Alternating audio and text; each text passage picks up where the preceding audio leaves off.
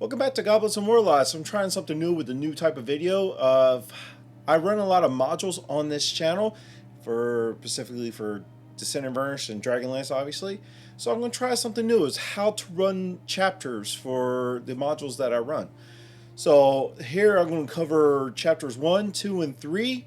I'll briefly skip over chapters 1 and 2 because chapter 1 mainly deals with character creation and it introduces the race Kinder and what kind of perks you get from that. It also introduces backgrounds that gives you additional feats that come along with those certain backgrounds.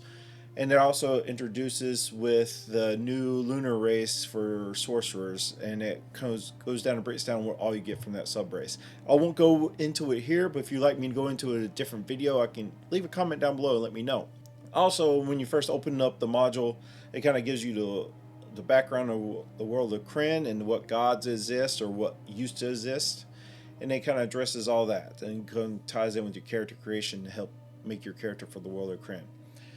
Say this right now, if you're about to be a player in Dragonlance, this is your spoiler warning. Please keep in mind what I'm about to cover is going to be covering in spoilers, so I don't want you to be spoiled, so you might want to click off and not watch the video and come back after you skip the chapters and kind of go in and if you want to be a DM and help run it yourself.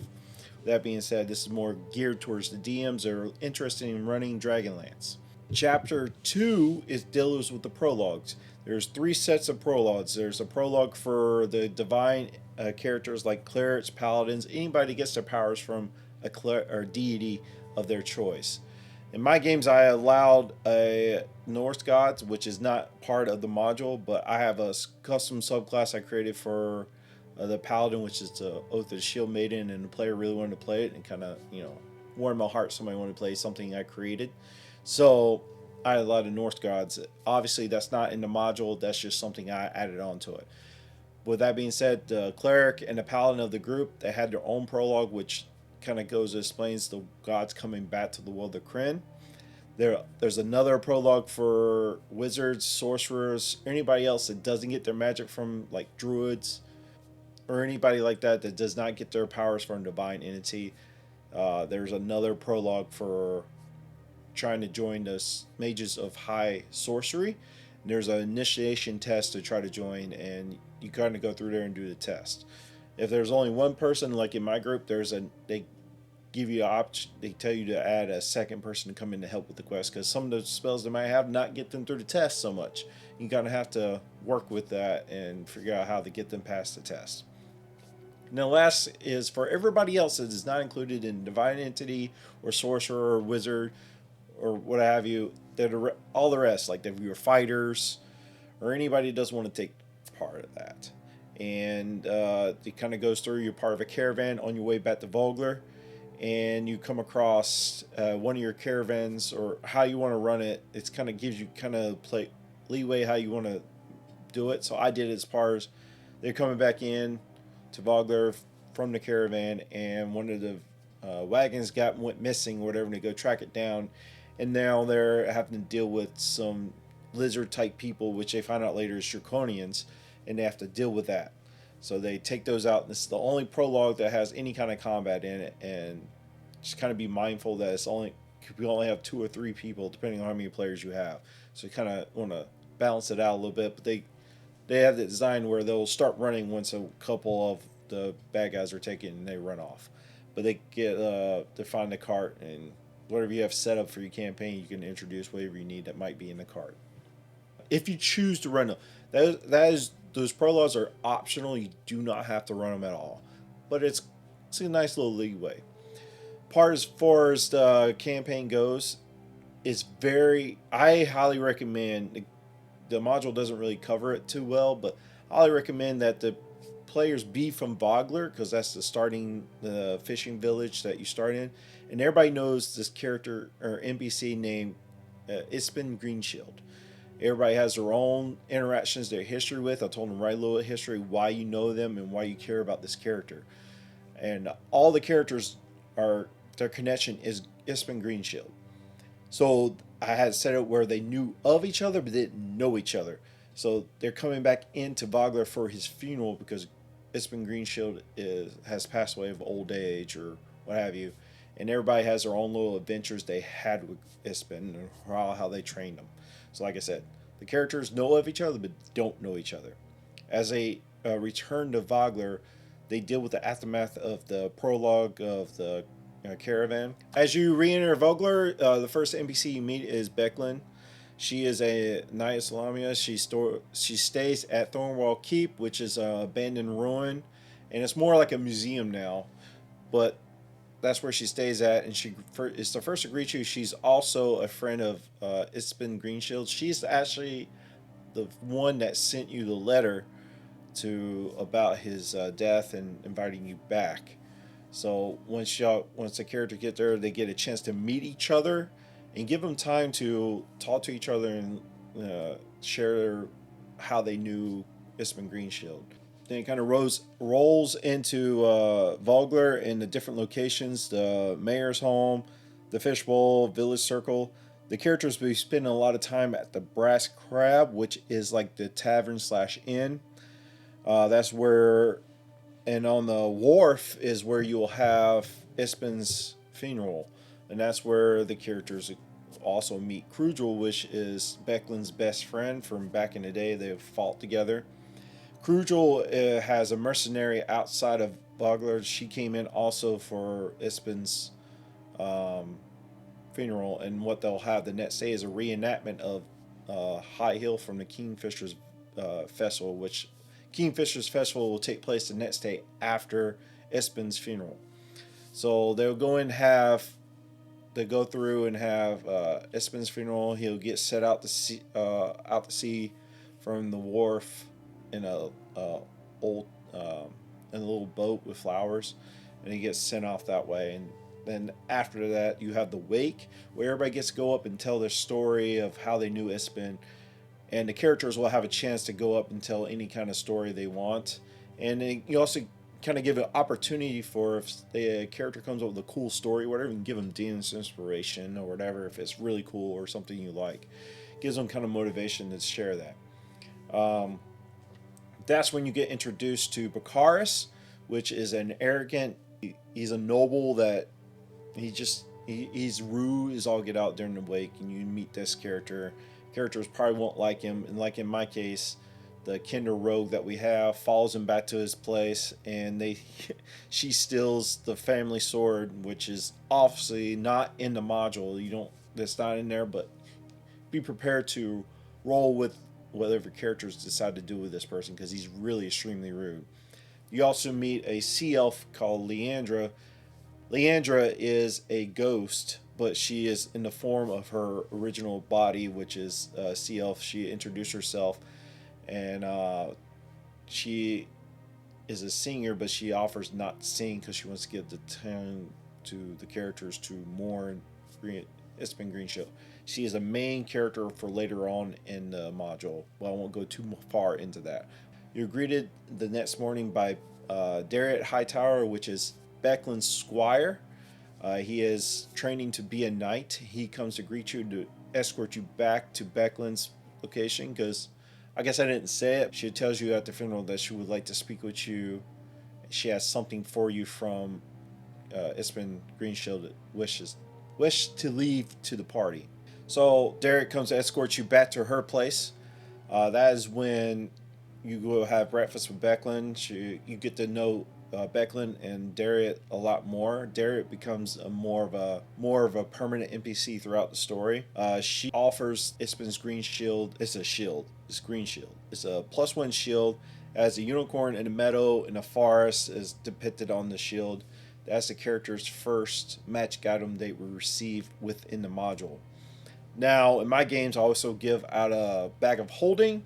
It just helps out when they get a lot of stuff and you ain't got to worry about encumbrance or anything like that. Obviously, that is not in the module, but that's what I did. After you do that, you proceed to Kingfisher's Festival. They interact with the locals. If the characters have family there, which some of mine did, they can go interact with their family. Make sure you give them time to bond with the rest of the players and their families, and have fun with the festival.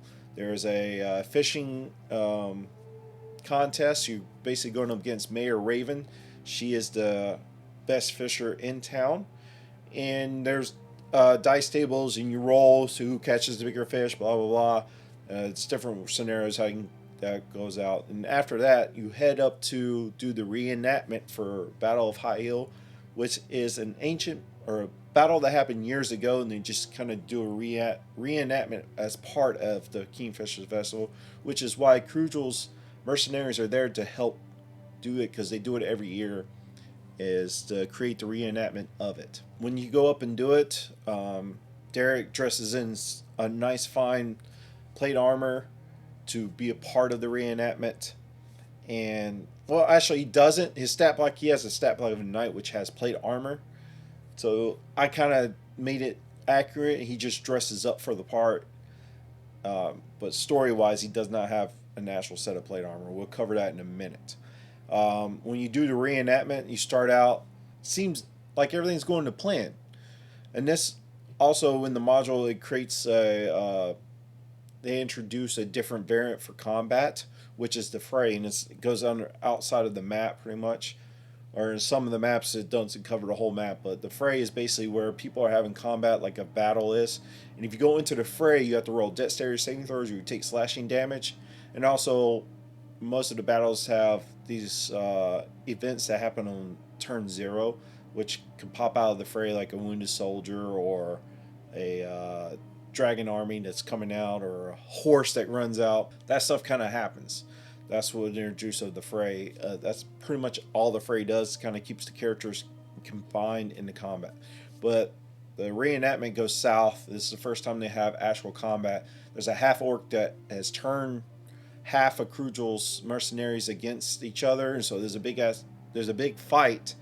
There's casualties, civilians die, guards are running from dragon armies, and the player characters have to figure out or stop the threat. Eventually the reenactment comes to a close. They have to deal with the fallout of that. So they bring the wounded, the injured, bury the dead, and as they're doing that, you come back to the Brass Crab and you have a meeting with the town leaders, which is Mayor Raven, Becklin, Daria is there, and Crugel's there. They actually have captured one of the dragon armies, and the characters have a chance to interrogate them and find out more about the dragon army and more of the secrets and what's really going on. Have a discussion what to do and why is what's going on. So as they're having this meeting, they get a rider at the gate, which is the prologue to the war. The rider comes in basically with a note saying, hey, you're going to house our armies, give us food, shelter us, or you will die, basically is what it is. And as they leave this note in this declaration of war, basically, the rider rides off. They leave dragon army soldiers on top of the cliffs that overlook Vogler. So on top of Thornwall Keep, there is what they call a gnome flinger. Than is the gnome that built it. That's why it's called gnome flinger. And they can use that as an option, one of the options to be flung across it has parachutes that they use to land behind the soldiers to deal with the soldiers and kill them off.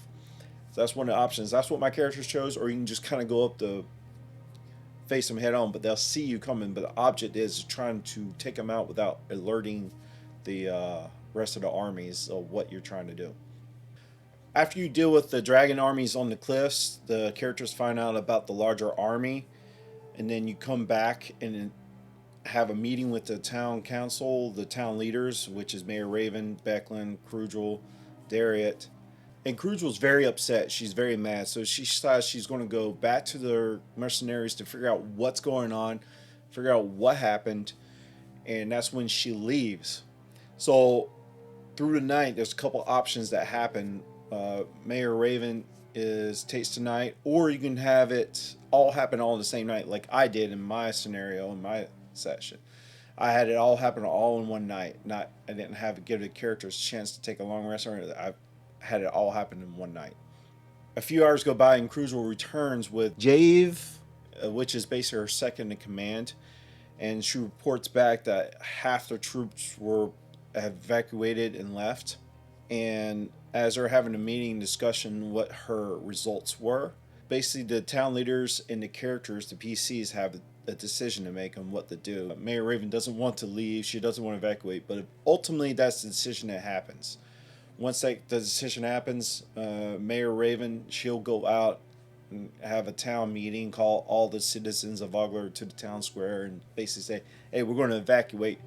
The dragon army's here. They're going to raid us and pretty much kill us all. We got to evacuate." Once they notify everybody, they start. It'll take approximately probably about 3 hours to get the boats ready, to get the villagers out of Oak. Krugel and Becklin, they decide to head back out. They decide to go to the battle one last time to buy time for the the citizens of Algar to get out and get the safety. Becklin pulls the PCs aside and asks them to go get a bots, which inside the bots is a full set of plate armor that is specifically made for Dariet, which is basically knighting him. So it doesn't cover it in the module, but I went ahead and did it. I had a little small interaction with Becklin and Dariet right in front of the PCs, as in the time of war, knighting Dariet. So at this point, Dariet is a full-fledged knight because she knighted him. After Krugel and Becklin go out to make a stand and give the citizens of Ogler time to escape, at some point there's a rider that comes in to warn them that the army is inbound. And kind of DM tip for any future DMs: if you ever have a player leave and you bring somebody else in, this is a good way to do it. So I had a player that had to leave, and I brought in a new player. So instead of writing an unnatural way of them in, I usually take them and put them in an NPC spot, something like this. So there's an NPC that's from the mercenaries that comes in. So instead of having an NPC, I had the new PC on the horseback to come in to warn them about that. As they're approaching the gate, they get attacked by a Draconian, and then other player characters, as they're going up to get the bots for Becklin, they see this happen and they have a chance to save that NPC, or in my case, the new player character, and that's how the new player character is introduced. That is a good tip if you have any similar situation for that. And at this point, Draconians, the dragon army, is coming and they're raiding the town of Vulgar as they're trying to get the last villagers onto the boats to get them out of Ogler. There's what they call a bowler drake, which is a mechanical machine, which kind of gets introduced later who built it. It gets covered in the next chapter, but it's this big cannon shaped like a dragon, and you got 4 Draconians, foot soldiers, operating it and just blowing up buildings left and right. So the PCs have to make a final stand by the wharf as they're getting the last villagers on, protecting them. There is a ogre. She comes out. One of the lieutenants, whatever, is leading the final battle. So they deal with the ogre, deal with the bowler drake, all trying to get the villagers off. There's roll tables for on turn 0 that happens. At this time, during it, they are level 3. I should have covered this. The prologues, they do it at level 1. They level up to level 2. And after they deal with the soldiers, they become level 3. But the paladin, I had chose, since I did not give them a long rest, they were spent, and I kind of on the fly kind of decided this, that in the middle of battle she takes her oath, and then with her god taking her oath through Freya gives everybody a long rest and kind of keeps it from being a TPK, because I didn't give them a long rest. It's kind of my mistake. Our dragon army wouldn't wait through the night without attacking Vulgar, and that's kind of what I rolled with. And noticing that all this stuff they've already fought with, they didn't have a lot of power left, or spells left, and they were kind of exhausted, so I didn't want to TPK them, so I kind of had that happen as they take their oath for level 3. After they get all the last villagers on the boats, they have a Javev comes through the smoke And there's a couple outcomes to Becklin and Krugel. There's 4 options that happens. You can roll for or you choose for yourself. Either way, he's the one coming back. There's option 1. He assassinates Becklin because he's secretly working for the dragon army. Now he's trying to get back to kill Dariet because he's assassinating Knights of Islam, and he's been tasked to kill Becklin, which he does, and he's trying to kill Dariet. Second one is Becklin sent him to warn them as she gets captured, and they got to figure out where she's at, and then you as a DM determine what happens to her after she is captured.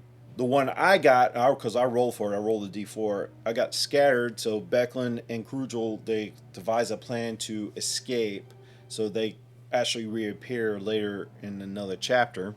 And then there's a witness, because the characters already know about Becklin's defeat. If you go find out, if you get that one, because you kind of roll this before the final battle, they already know about Becklin's defeat, and you can still have Javiv murder her or whatever, but there's just basically a witness. That one's not as good, but either way, Javiv brings back Becklin's helmet for you either to trust him or if he's assassinated, but it's for you to decide. There's 4 outcomes, and that's when the characters, if they went back and got the bots for Becklin, they can either give it to Dariet, and that's when that's the end of chapter 3 as they're on the boats heading to Kalaman for the next chapter of the campaign. So you want to give them time to, as they're on the boats, to decompress and what exactly happened. Alright, that is how you run chapters 1, 2, and 3. If this helped you, please leave me a comment down below and let me know what happened in your chapter 3 or the Preludes if you ran them. What happened? Let me know. If you have any other questions, leave them down below. I'll be sure to answer them if I can. If you're not a member of our Discord, there's a link down in the description.